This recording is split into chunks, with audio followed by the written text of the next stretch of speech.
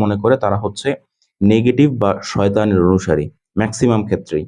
তারা কখনো চায় না যে আপনি ভালো কিছু করেন, এবং আপনি যদি ভালো কিছু করেন, আপনি যদি শিক্ষিত হন, আপনি যদি অর্থবিত্তওয়ালা হন, আপনি যদি ভালো কিছু করতে যান, তাহলে তখন আপনি তাদের সামনে, আপনি যখন ভালো কিছু হয়ে যাবেন বা আপনি যখন বড় কিছু হয়ে যাবেন, তখন আপনি তাদের সামনে বাধা হয়ে দাঁড়াবেন।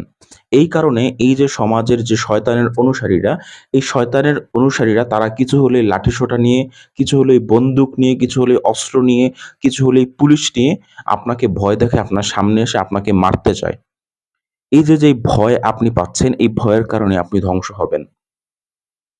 আর এই ভয় দিনের পর দিন আপনাকে দেখিয়ে যাওয়া হচ্ছে। ঠিক আছে? এই শয়তানের অনুসারীরা কিন্তু শুধুমাত্র আজকে নেই। সে মুহাম্মদ সাল্লাল্লাহু আলাইহি ওয়াসাল্লামের জামানায়ও ছিল, এবং হযরত ঈসা আলাইহিস সালাতু ওয়াস সালাম, হযরত নূহ আলাইহিস সালাতু ওয়াস সালাম, হযরত ইব্রাহিম আলাইহিস সালাতু